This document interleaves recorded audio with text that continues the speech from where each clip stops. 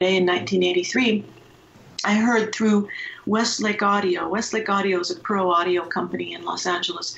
And I heard through that grapevine that Prince was looking for a technician. So I just thought, well, then his search is over because that is my job. I am getting that job. I knew he liked working with women. I was qualified. And at this point, I'd been at it about 5 years. So I had enough experience. I was still young. I was 26 years old. But I had enough experience that I could handle the gig. And so his management interviewed me, and they said, all right, you'll do. And I packed up and moved to Minneapolis in 1983. He was just coming off the 1999 tour, and he was prepping for the movie and the Purple Rain album. So I joined him just then, that summer. What was your first meeting like with Prince? Did you meet him in the studio for the first time? Yeah, he had the home on Kiowa Trail that was on Kiowa Trail in Chanhassen, and it was a nice split-level family home. And down in the basement level were two bedrooms. There was the master bedroom, his bedroom, and just across the hallway from his bedroom was a smaller bedroom that he had converted into a studio. It's really just a control room. But his console and tape machine and his instruments were in there, and these massive, massive Westlake monitors that he loved so much. And the first gig that I had to do when I became his employee, the first thing I had to do was pull out this old console that he had in that bedroom and install a new console that he had just bought from Westlake Audio. So that took me about a week. So while I was downstairs every day, and I worked long, long days just all by myself, pulling out all this wiring, putting in the new wiring, testing everything, repairing his tape machine, right above me was the kitchen, dining room, living room area. And the piano, his piano was right there where the dining room met the living room. It was right above me. So I could hear him playing all the pieces of music that would go into the Purple Rain album. He was just waiting for me to be done, so he could get back to recording. And I could hear him taking meetings with The Time and with Vanity Six and with his band. And I could hear him watching videos. I didn't see much of him, but he was just upstairs while I was downstairs getting all this work done. I had been told, don't bother him, let him work, and if he needs you, he'll come and find you. So after about a week of my getting all this done, I was finally finished, and I called Sandy Scipione, who was Prince's kind of girl Friday. I called her and I said, Sandy, I'm done. What do I do? Can you let him know I'm done? She says, okay, I'll call him and I'll let him know. So he takes the phone call upstairs, and then he came downstairs to see me, and this is when we finally had our first face-to-face meeting. And he was kind of brusque. He didn't make any introduction. He just came downstairs and he asked me some questions, and he said, did you do this, this, this, and this? And then he said, okay, well, we're not going to get started tonight, but come back at such and such a time tomorrow morning.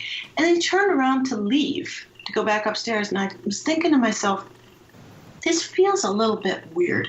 He hasn't even asked me my name. And I just moved 2,300 miles, leaving everyone I've ever known. I'd never been out of California before. I just took this gig, and something said to me, don't let it start like this. So he turned around to walk away, and I just stopped him, and I said, Prince. He turned back around, and I just stuck out my hand to shake hands with him, and I said, I'm Susan Rogers. I looked at him in the face like, can we at least start like this? And he got this look on his face that I, in time, would become very familiar with. It was this look like he wanted to laugh, but it probably would have been rude to laugh. So he gets this kind of, he's amused, but he's going to he understands how formal this is. And he says, well, I'm Prince. And he stuck his hand out, and then we shook hands and kind of bowed very formally. And it was, okay, very good.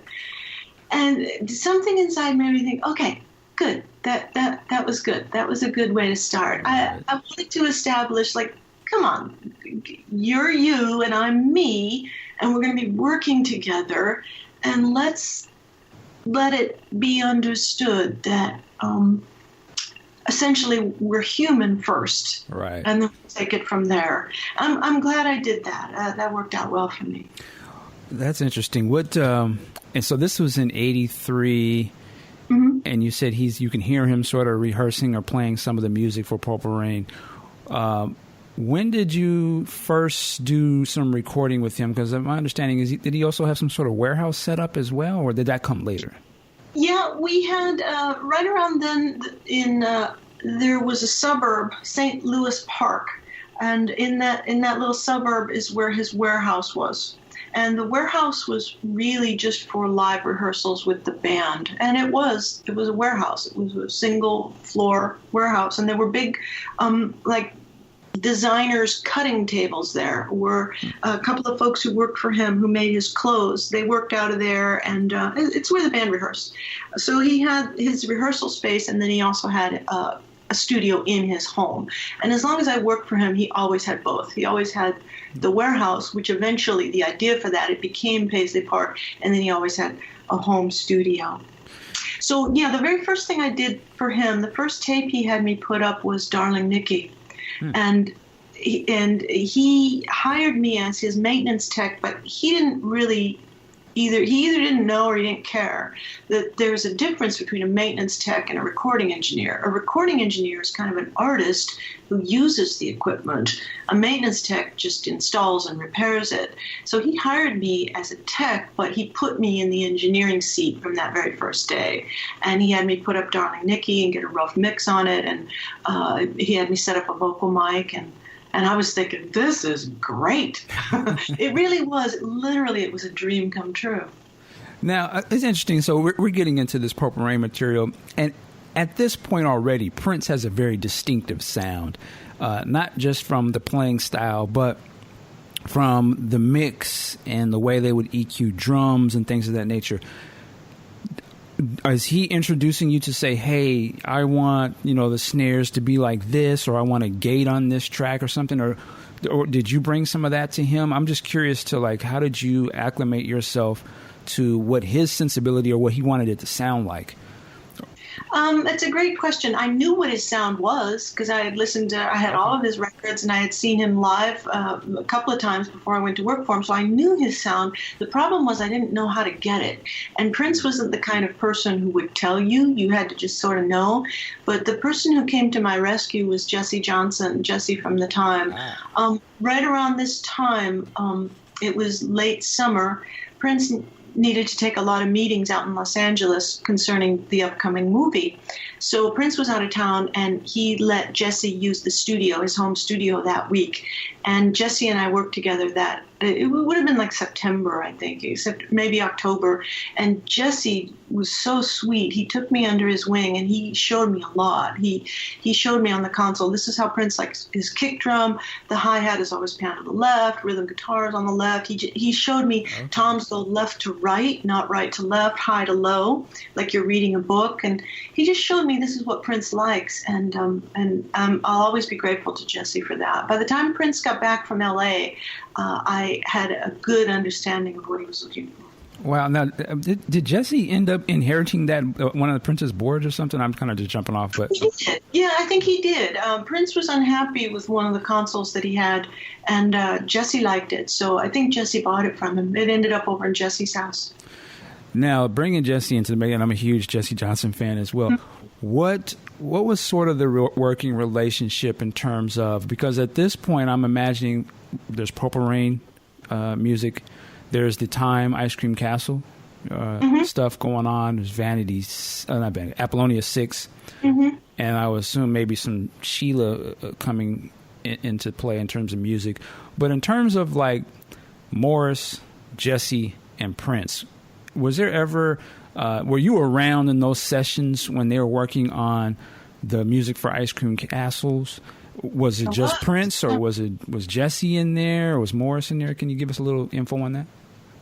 The way all of Prince's alter ego bands worked, whether it was Jill Jones, Sheila E., The Time, Vanity 6, Apollonia 6, the way those bands worked were as follows.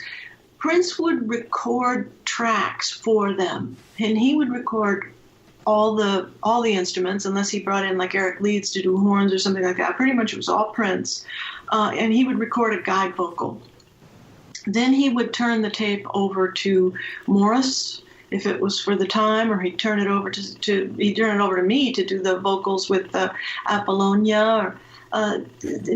he might turn it over to Jill Jones and David Rivkin, for example, to finish the Jill Jones record. So the singer would come in and then sing and match Prince's vocals line by line.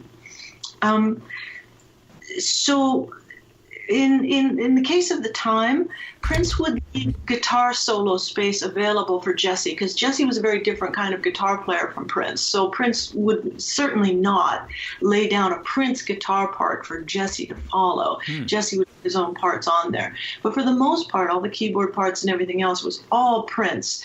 And then the band's job was just to be the live version of this alter ego. Morris did his own vocals, of course, but that was after Prince would lay a guide vocal down.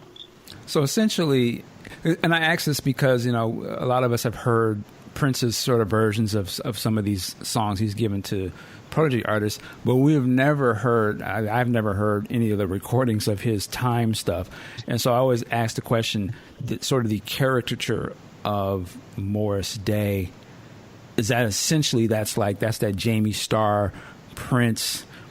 You kind of hear him do sort of a comical sort of voice sometimes in things, but is he essentially doing all of this sort of mannerisms vocally that Morris does on these songs, or does? Yes. Interesting. Yes. Well, you old Michelin man, fat.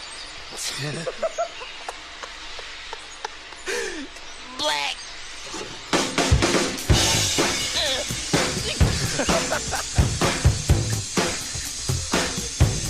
Wait now.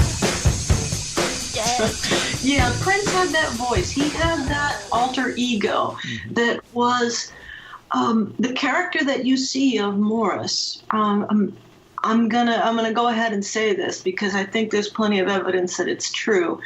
The character that you see of Morris was an alter ego of Prince. How that alter ego of Prince developed, however, I feel pretty confident in saying that character came from Morris originally. If you recall, Prince and Morris knew each other in high school.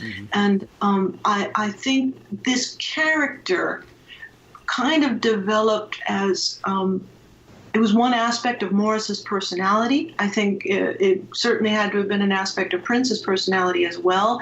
And I think it was just kind of a guy that was common among the two of them. So when Prince would do that voice, and he'd do it in the studio all the time, when he was being funny or when he was in a good mood, that side of him, the Morris side of him, would come out. So I think it might be safe to say that the character was part Morris and it was part Prince. When Prince did the guide vocals on those time tracks, the mannerisms were the mannerisms that Morris used, but Morris added his own spin to that. Okay. Wow. And I think the same is true with Vanity 6. I think Prince and Vanity had a very successful artistic collaboration because each of them recognized a kindred spirit in the other. Vanity was, in many ways, a female version of Prince, I think. She was, in many ways, kind of an ideal woman. It's not perfect overlap, for sure, but they had a lot in common.